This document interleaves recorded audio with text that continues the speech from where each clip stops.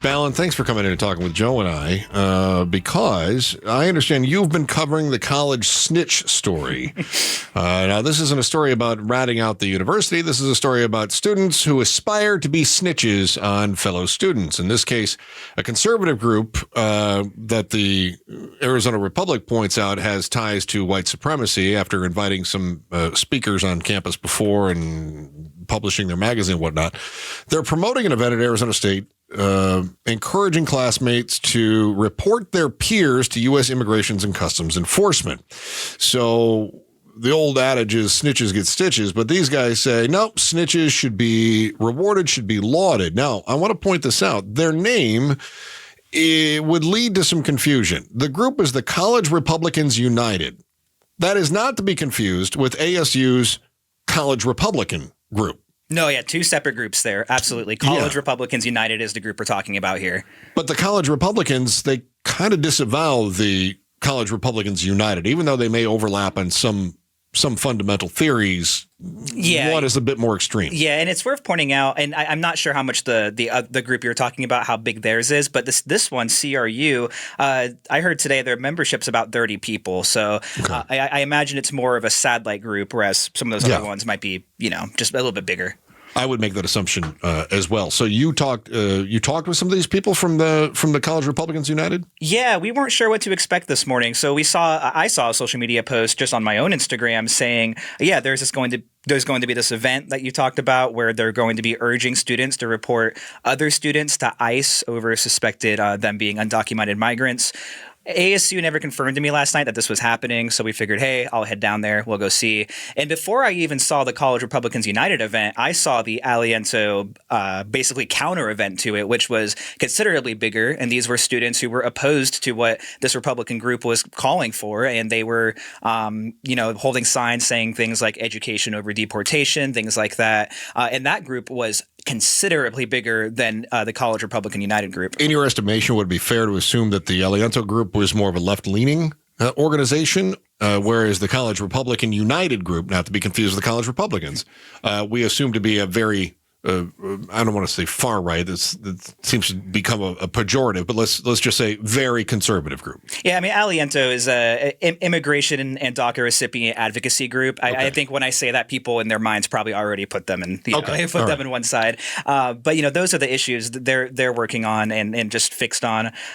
Going to the College Republican United booth, though, there was only a couple people there, so it was pretty small. And the organizer who was there, just a little difficult to talk to, wasn't able to get his name, a little combative with some of the other reporters. Did he not speak English? What was the issue? Attitude, you said. Yeah, he definitely spoke English. And it was kind of hard to just have a conversation figuring out what this group, wanted its membership to do and what exactly they were promoting. I mean, we know, yes, they're urging students to report other students, but he says, he told me we're not targeting people. We don't want people going out and looking for other students. I saw one of the people there, though, with a little sign that says, "Gotta catch them all." So I just talking to him and then reading the event notice, that says there are many DACA recipients who need to be sent back. Honestly, there was a bit of a disconnect there. Just trying to figure out what they actually are trying to do. So are they asserting then that DACA recipients need to go back? That's the whole group, or is that just a few people within the group of the College Republicans United, not to be confused with the Arizona State University College Republicans? That was on the event notice, something put out by with their letterhead right on top. So, that's... But is DACA considered illegal right now?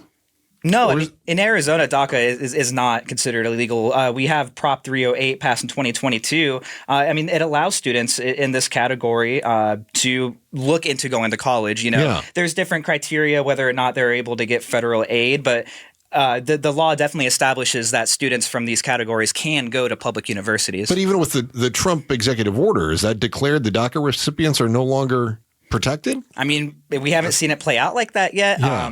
We know DACA students are currently attending ASU. I saw some today, spoke with them a little bit. And, besides what's happening with this College Republican group, of course, they're looking at what's happening nationally and have their concerns there, but they feel like they're attending school and things are okay. Were there other political groups down there aside from the it's College Republicans United. I don't want to confuse them with besmirch any groups that stand for other things. So the College Republicans United, were there other Republican groups down there, Balin, that you were able to speak with? Not that I saw. I mean, and like I said, the Republican showing here, and again, not generalizing, Sure. but this CRU group, their showing was really small. Many of their members were clearly not there. I did curious, you said maybe this is something not endorsed by everybody. Maybe. I mean, because there was only a very small amount of people there, and they had security, and it was just kind of different. If ASU has a problem with College Republicans United and they don't like what the group stands for, can they say, hey, you can't exist on campus? We like, what is their, I'll say, funding through ASU, or what is their standing with ASU? Like, what is the association there? ASU made them a group, or they just created themselves on their own and they happen to go to ASU? They do have a faculty sponsor I was able to see online. So, they have a member of ASU's faculty who says, this is a group that I will sponsor. And then other than that, though, below it, it's run by students, and it does have ties to other bigger Republican groups, just like a lot of things do, Sure. It is a sort of smaller version. But from ASU's statement, they do say this goes against our charter. We don't necessarily like this, basically, is what it boils down to. But the second half of the statement then says, but we must also recognize that we live in a country that protects individual free speech, even speech that is hurtful. Sure. There's a difference, though, between speech that is hurtful and then wrong-headed accusations. So how does CRU propose to their members that as they are identifying people who are in the United States without documents, that those people be turned over? In other words, I look at you, Balin. I don't know that you are a U.S. citizen. You don't know that I'm a U.S. citizen. You don't have any idea.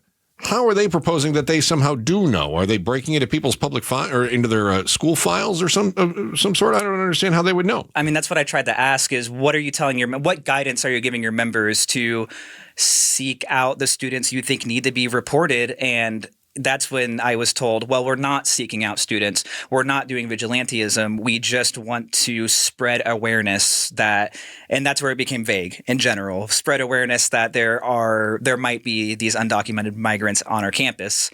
I asked, how many do you think there are? And then it pivoted to, there were millions of border crossings under Biden, and then we can assume that some of those people are in our schools. That's what I was told by this group. So, I wasn't able to get a scope of what they think the issue is, and I wasn't really able to understand how they want their members to do this. I do think at some level, part of what they wanted was the press to be there showing up. So I'm so glad you brought that up, Balin, because that brings us to where we're going next. Thank you so much, Balin Overstolz. Really good stuff. Thanks for watching The Chris and Joe Show. Click to see more from Chris and Joe and tap the button in the middle to subscribe to KTAR News.